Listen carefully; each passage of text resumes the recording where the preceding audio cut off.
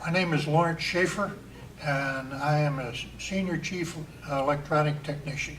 I went to my first submarine, USS Bang. The crew had just got, the submarine had just come back from a very important mission in the North Atlantic. And I was not part of that, and I went on board. I was certainly a seaman, but I made third class right away. When I went on board, the first thing they had me do was mess cook. So we're feeding the crew, peeling potatoes, cutting cabbage, doing whatever the chief cook told me to do, running coffee, whatever. And but again, I got to see the crew, got to meet the crew, got to see a lot of different personalities. And out here where we're having our reunion right now, we've got people that were at different times, some of them the same people that I was with, most not. But you can listen to them, and it's just like sitting in a mess hall, everybody telling lies and having fun. Talking about their experiences, but they're not really lies, they're just, they're sincere about what it was. So we all have sea stories. When I first went on board, we had breakfast, lunch, dinner, eggs, bacon, sausage, whatever, potatoes for breakfast, some kind of a nice lunch, could be chicken, could be meat, steaks for dinner maybe, or something light.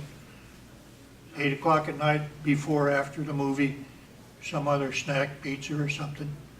But what I remember about it was that it seemed like Friday and Saturdays were big days. They used to actually get steamship rounds, big round pieces of meat.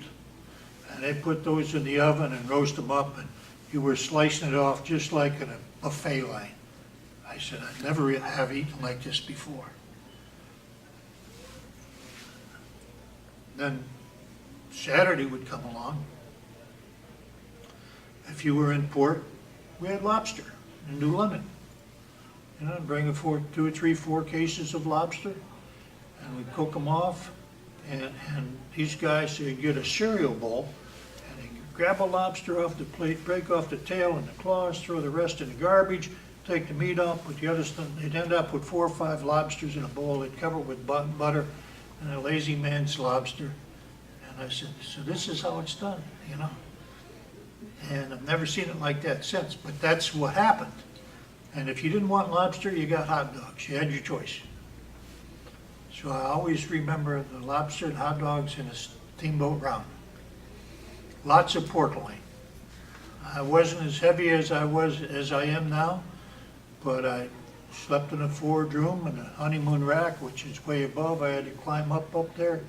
You could almost turn over if you were lucky enough to get a pan rack. Pan racks didn't exist for us on the first submarine. World War II, they were pipe racks with a piece of canvas on them and something like a mattress, and that's what you slept on. And you had a locker in a bulkhead someplace that you could, about yay by yay by yay, maybe 2 cubic foot, and that's where you kept your clothes.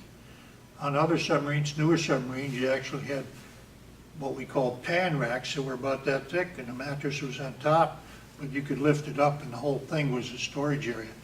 And maybe you also had a locker, so it was a lot better for that.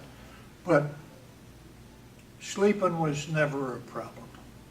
Sleeping was never a problem. It was hard to, on Bang, you couldn't get rid of the diesel oil smell in your clothes. You went home, wash, come back, whatever. I got married while I was on Bang, and it was the only thing I found out, and it bothers me a little bit now, was that I never realized how much we were going to be gone. We were gone a lot. And I didn't realize how much of a burden it would be on my wife. And I never really thought about other wives too, but I'm sure they had the same problem.